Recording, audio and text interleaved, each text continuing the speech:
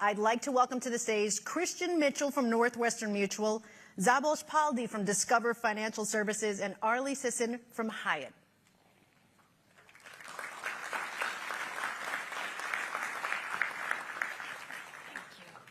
Thank you.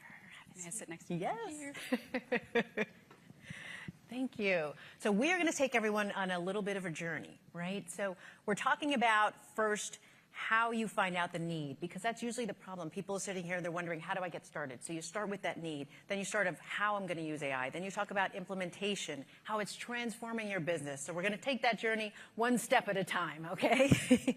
I want to start with, Christian, I want to start with you. Now, Northwestern Mutual, known for financial services, your bread and butter is life insurance. And you're using AI in different ways, using it for customers, financial advisors, using for home office workers as well. Talk about the specific customer experience. What need did you see for AI? How are you using it, and how are you implementing it? Yeah, I'll talk about two implementations. So people come to us for insurance protection. Underwriting can be a long and arduous process. Yes. We might send someone to your house to take fluids or your blood pressure, et cetera, and then that process can take weeks, or historically it could take weeks. So using what I would characterize as like classical AI ML, we were able to implement a variety of models that shrunk that time significantly. So today, 25% of our volume is issued essentially instantaneously. It's a much better client experience, and more importantly, people get protection, very, very readily. The other implementation I would note, which is more Gen AI. So our products are on the books for literally decades. The oldest product that is still on the books was sold in 1934, believe it or not. Mm-hmm. And so people call us up and they have questions about something that they may have purchased 20, 30, 40 years ago. So that's a strain on our customer service reps to be able to provide that information. So we've done a RAG implementation with all of our product information. So a client calls up, has a question about an old product, and get an answer, an accurate answer very quickly. Excellent. And Arlie, I wanted to go to NewX. You mentioned AI helps with self-service, translations, training, but talk specifically on the customer experience and how you've decided you found that need for AI, how you're using it, and how you're implementing it. Absolutely. Well, we all love to travel, I think, right? That's definitely my preference.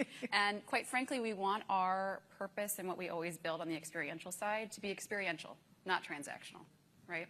So when we start looking at our data and how we're going to apply it, we have some pretty great data on folks, quite frankly. And so our idea was, let's start to look at the most commonly used touch points of when they would experience a travel booking process. And it always starts with a few things. The first place we looked at was search. When you search for where you're going, you might put in Chicago. A classic approach is to then drop you, in the hotel industry, we drop you city center. I don't know that that's what everyone's expecting, right? And that's when you start to go on your own journey of, okay, well, I'm staying, in West Loop versus Gold Coast, and you start to explore that. I don't know that that's everyone's anticipated experience when you're searching, but you're used to doing that, right? As consumers, we've been trained that way. A little untraining that we did on our side was to be able to say, well, what if we took the preferences, the data that we know about you, your past stay history, what brands you might prefer of ours, and place you in that search order first, right? And it has been very, we'll just say productive for us. It's been very good. It's very exciting to see the results and the engagement that we get from us. And I think that the exciting thing, back to my opening comment, was that's back to being experiential first. That leads to a transactional great experience next, which is very exciting for us. I love that. All right. And Szabolcs, you have at Discover this just recently. You started using Gen AI in your customer care center. So explain how you decided to use it. Sure. So as you guys know, Discover is a direct bank, and our primary focus has been on the customer. That's one of the core value proposition of our brand. So we wanted to make sure that we can progress the customer experience with the new tools as they come out to the future. Now, digital banking changed the traditional customer experience. Most of the things that you want to do, you can get done digitally. So what happens at the same time is that when you really need something, when a question is really difficult, that's when you get to the call center. So our call center agents are getting more and more difficult questions every single year as digital banking is getting better. You don't want to call to ask your balance most of the times because you have the balance or payment. But the agents are stuck with the difficult questions, and they are stuck with the difficult part of answering those questions. So what we try to solve is how can we provide direct answers to the customers once they hit a customer service agent, when they pick up the phone. And generative AI has core capabilities that helps us exactly do that. It can help aggregate information. If you think about, similarly to Christian's case, all the procedures that the agents have to follow to find the right answer for a customer question. With regular search, that takes quite a bit of a time. With generative AI, you can actually find a summary, for one, of all the procedures, and you can find references if it's finely tuned, so the agent can go back, jump to the detailed conversation procedures as well. So it really helps to ease the burden on the agents, and happy agents lead to happy customers. So what we try to do is try to weave the needle so we can enable the customer service agents. There's a great number of other solutions there that can help. If somebody comes from our digital assistant and breaks over to a customer service agent to manually service, generative AI is a really great tool to summarize all the conversation history. So, Lisa, when you cut over to the human agent, they don't have to ask Lisa, how may I help you? They can say, Lisa, I see that you are trying to make a transaction. Can I help you complete this? So those are the things that are actually very promising, and those are the things that we are putting into production, and they are really working both for the agents and for the customers themselves. And it's funny because you mentioned the human, and that kind of leads into what some people may be thinking. How do you find that right balance between the human and the machine? It leads me, we have a question right here from Ting-Kao Lu from JP Morgan. If AI displaces the majority of jobs, how are ordinary people going to survive? So it's that question out there that is on the mind of a lot of workers. Arlie, how would you handle this, the human side? How do you find that balance? I think, with our training and our programming so far, it's humans doing that work as well. And I think that we're incredibly excited to empower our teams to be that human in the loop with an assistant. Okay. Right? I don't think that where we're going ever is an incredible, just new frontier of robots running around, right? That's not what I know any of us are, quite frankly, working towards. And none of us want to experience, right? Like we all have engagements already today, right, with certain chatbots and things of that nature, and you're like, wow, that's not maybe what I hoped for in this experience, right? Representative. Like, let me talk to somebody. Yes, when you are yelling representative into the phone at rising octaves, it's not probably yes. us. But could we make that representative, as you were just saying, so much better and faster and more empowered, and we have less turnover, and now we have happier customer service agents? Absolutely, and I think that's what I'm most excited to see happen. Okay, and Christian, how do you find that right balance? Yeah, two perspectives. So I think we're headed towards a future that's just going to be absolutely awash in AI-created content, video, text, images, et cetera. And I think in that future, like, human interaction is actually going to be more important and precious. And so I think there's always going to be a role for humans. The other perspective that I would offer is, I think if we look historically, whenever mankind's been given an incredibly powerful tool, it's created some displacement, but then it's freed up time for people to do higher level work, more important jobs. And so I'm optimistic that's the future we're headed towards. Perfect. And that's Szabolcs, how do you see it? Yeah, it's a very important question, but this is what we practically find as we work on this. So traditionally, if you build a new platform, a new customer service platform or any kind of platform, it requires a lot of engineering. With generative AI, that is not really the case. If you use a platform, if you use a cloud provider, if you use open source, the technology itself is very readily available. On the other hand, to fine-tune it so it is going to be good at your specific use case. For example, in Discover's case, understanding the procedures that a Discover customer service agent has to follow. There, what you really need is expert agents who can actually help fine-tune, who can tell us whether the AI is providing the right answers or not. It can promote the skills of the person who writes the agent procedures.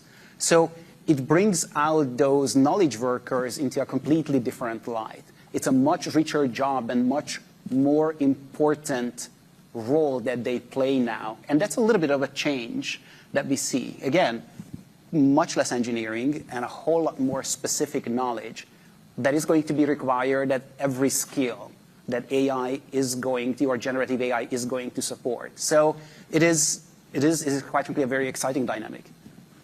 Now, I want to head back to you because we're talking about how this transition has transformed the business, and how you might see a return on investment, whether it's productivity, whether there's revenue, whether there's something tied to it. Since you started just incorporating this earlier this year, how much of a difference, or what have you seen since then? Sure. I mean, what I can absolutely tell you, Lisa, is that some of the first things that we put into production were to help the agents find information faster. And the actual measured data on agents who are doing this in production is that they get to the information right around 70% faster than with traditional search tools. That's a big and difference. it is a big difference, I tell you why. Because the traditional tools take an answer a minute or two, and if you are on the phone, that's a lifetime. Sure. That's a lifetime. The new, with the generative AI supported solution, is seconds. So they can keep the customer in conversation. They don't have to tell you, Lisa, may I put you on hold for a minute? And then you wonder what is happening. But they can carry on with the conversation. So that makes all the difference, and it's very important. And, you know, the way we try to use it is just create better customer experience. Just create better customer experience. And, you know, if the agent's job is a little bit easier, they can pay a little bit more attention to the circumstances of the customer. They can pay a little bit more attention to the sentiment of the customer, and they can just do a better job. And that's really important. And our hopes is that it will unlock even more opportunity for that. Wow. Now, Christian, you had mentioned, we're hearing, you know, the 70% figure, and you had mentioned that it increases the time, let's say, would take someone 60 days and turn it into 3 days or less. Yeah. Is that correct? Yeah, that's right. Yeah, I mean, that's one of the beauties of this technology is you can take these things that it used to take armies of humans to do and do them very, very readily. And as I mentioned earlier, really get people having protection or a financial plan or whatever it may be very, very readily. And so as we, to kind of riff on the ROI question, you know, as we look across the enterprise, are we seeing massive bottom line impact right now? Not yet. But the experiential metrics are all going in the right direction. CSAT, NPS, you know, how long our clients are on the calls or first call resolution. All of that gives us just tremendous confidence that this will lead to incredible economic impact in the years to come. And Arlie, you had mentioned something, 10x. Okay, you have to go there for me. Yeah. Well, I think I love hearing your example specifically, right? Because it starts out a little slow, right? And you're saying, I can feel this wave coming because you see those metrics coming. We obviously, with the search example I was just sharing with you all, we can see that transaction happening faster. You probably see conversion happening faster. Yep. You're having resolution faster. All of that leads back to a number somewhere. And I think for us, when we think about how do we get you to the place that you're looking for the fastest, a 10x return is absolutely something all of us should be expecting, right, when you have that. If you're able to have the computing power behind you to inform better decision makings, I think it absolutely isn't something that anyone shouldn't expect. And it's not easy. I'm sure you've all had different challenges you've had to face along the way. There's different things. There's data security, data storage, questions about security as well. But one of the things that I want to talk about too is there's a question here that kind of ties into it from Dragos Visson for Northwestern. How do you prioritize and value IT transformation projects such as AI plus implementations where you do see data governance, data management playing a role? So that's what you're also dealing with too, data governance and data management. So what kind of challenges, Arlie, I want to bring this to you first. From those things that we've talked about, challenges, have you seen any of those? Or maybe it's something else that you've experienced, and how did you handle that? Yeah, I think that question is awesome, and I think it's because it's where you have to start. It's what data you have. How good is it? How much do you trust it? Can you leverage it? Can you put it in somewhere where you can access it and it can be culled by these models? And then you'll start to see it, and you'll be like, And I will say, from our experience, I'll just stay on search because it's we'll stay on that topic. That's okay. Okay. I don't want to overkill that use case, but I do think it's such a good one, right? Because we're even seeing, we know where you want to stay, and I tend to stay, you know, at Hyatt places over other brands, and it'll send me in that direction. But walking distance is a different model that we would train than just distance on rating of my experiences. So if I don't train the model to know that Hoboken is not New York City, it will recommend that to me, right? Because it is in a distance perspective where I want to go. So I also think the ongoing maintenance and updating of these things is so imperative. And quite frankly, you won't know until you see it live, right? So it's also immensely important to make sure that you have that team there. You're deeply integrating your data science team into the digital experience team, which I have the honor of leading for Hyatt, we are arm in arm with those friends just to ensure that everything we build now is in lockstep, because we will continue to evolve it in the same way that we evolve every other product, right? Now you're just working the duality of the data that's being shown and marrying it to the experience that you want to continue to evolve it to. Wow. And Christian, you had mentioned when it comes to challenges, one of the things you have is an innovation lab. So how is that helpful in meeting some of these challenges? And is this something maybe people should think about?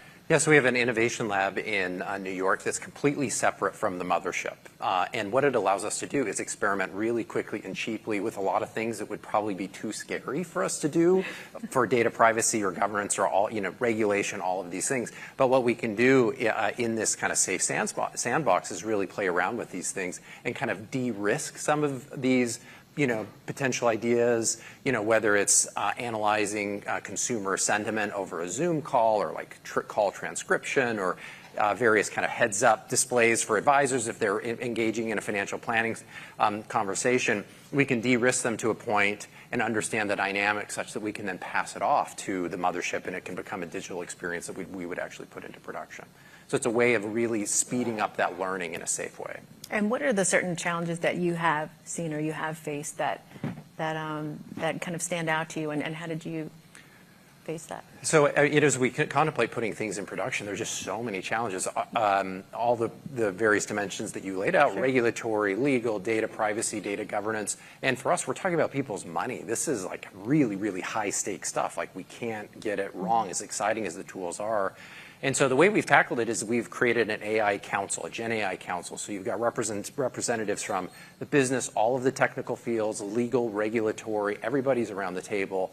And they're prioritizing the POCs, they're prioritizing what we put into production, they're covering the gamut of governance.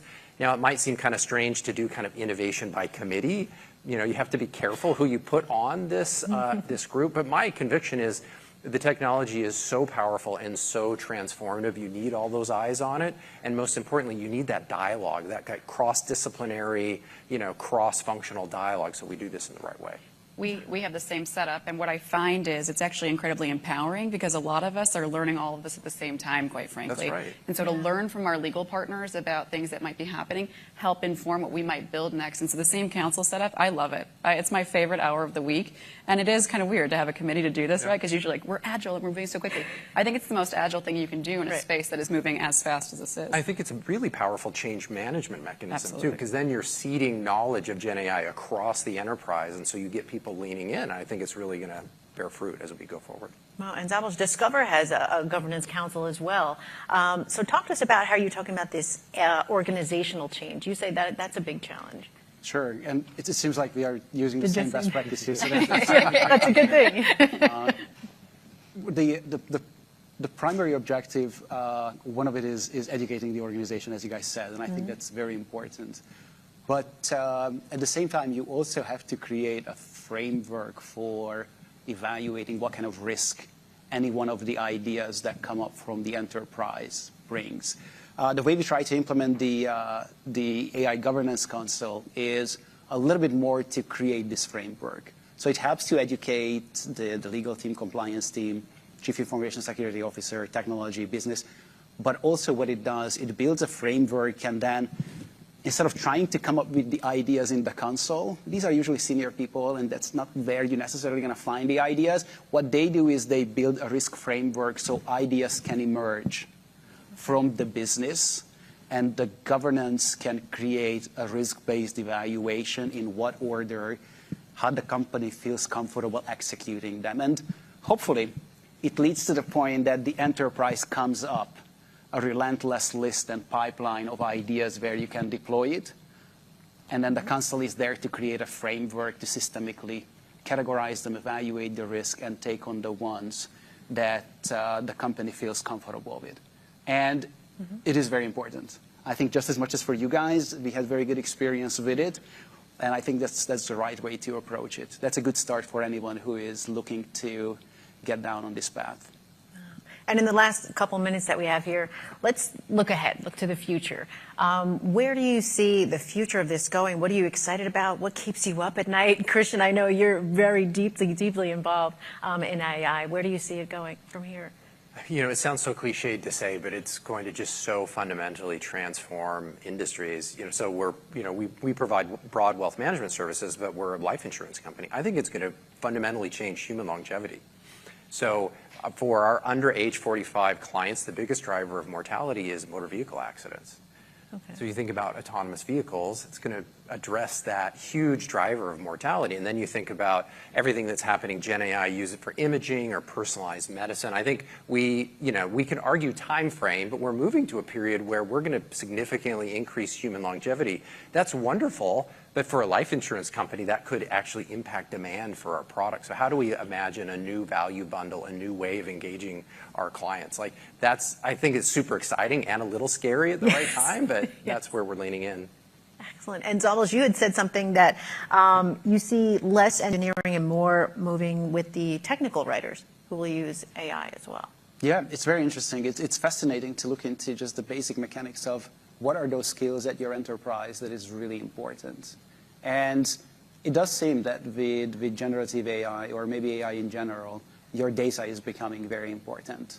Not necessarily as it is sitting in a structured database or as you might have it in Snowflake, but the data that you have with your experts, with your people. And that can be, a technical writer who just really knows certain processes. It could be a customer service agent. It could be somebody who works with data.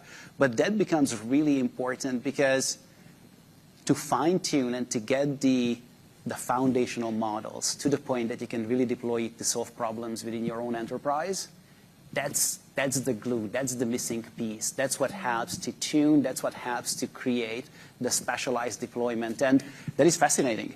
That will likely change the value of many of these jobs. And quite frankly, a great number of them with specific domain knowledge are just going to be that much more important. Excellent. And Arlie, what are you excited about? What keeps you up at night when you're thinking about all this stuff? No, I would say I am nothing but excited, quite frankly. Yeah. I started my career when the iPhone came out. That's when I started to get into technical product. And I remember I was like, this is going to change my life. And I didn't think I'd have another run at it so soon. But I think we're at another pivotal point, right? We will see implementations and empowerment and all the great things, right, that those devices gave us and the power it gave us. I also think that we will see those that want to be empowered by this, right? And it's so exciting to me, quite frankly, when I talk to a bellman, to a front desk agent, to my product team that's here, they all see the power in this, and they want to share their ideas. They want to be part of that process. They know the sticky parts of their job today, and they're coming forward and saying, you think this could help? And we are so elated to have that kind of engagement. And that's what I would say, too. I don't think it's anything to be scared of, because we have great people within Hyatt that are working to make their jobs even better and our processes even better, and the pride that they take in that. I can feel it when we have those conversations already. And that's what gets me excited, that they're excited, right? And that I will get to build products that make them better at their roles every day. Excellent. And we have like 3 minutes left, so I want to touch one more thing. Where do you still see a challenge? Where do you say, you know what, I wish this could still do this? Szabolcs, I know you were talking about time and experimentation, how that can be a challenge. It's very time-consuming. Is that? So yes, as extremely powerful the foundational models are, and as much as you see a new model come out essentially every day, it still takes quite a bit of an effort to use these models for specific problems, like very specific problems that you want to solve in the enterprise. If you want to help, to have a better marketing creative developed, but you are in a specific industry and you work with certain type of imagery, it takes quite a bit of a fine-tuning. And what I'm looking forward to, and I think it's coming, is just a matter of time, is how the fine-tuning process can be accelerated. The models are super powerful, but the fine-tuned applications for direct use, that still takes quite a bit of an effort. And I think we're going to see lots of investment go into solving that problem in the near future. And it's exciting that we'll have to scale it to solve actual problems beyond the wow factor of how amazing this is.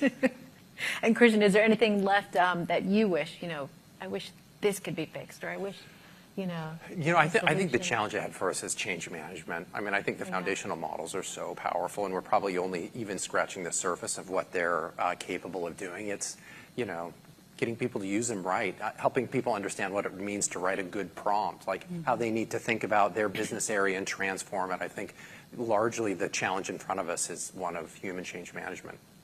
Do you find the same? Absolutely. I say, yeah, that's why I started. I was like, Yeah. for you. I think, you're going to have a new position at several companies, which is like prompt writing coach. You're like, where did that come from, right? Like, No, everyone was worried about jobs going away. We are making up new jobs as we go, right? And I think that's an incredibly exciting piece. And I guess, the thing I wish was just that people would put some boats in the water and try it themselves, right? I think that is such a powerful thing. I think, there's still, yes, ChatGPT is incredibly exciting, right? And folks can sign on and use that. I think as you find ways within your own enterprise, the best way to do this and also empower education of your entire teams is to get together and talk about it, but then also to start to try some things, right? In those safety risk environment, there's absolutely a ton of tasks that you can take on internally to help your teams see and get their minds thinking and collect those amazing ideas of what you can empower them to do. Excellent. That does it. Thank you, guys. Yeah, Thank you so you. much. It's a pleasure. Yes, thank you.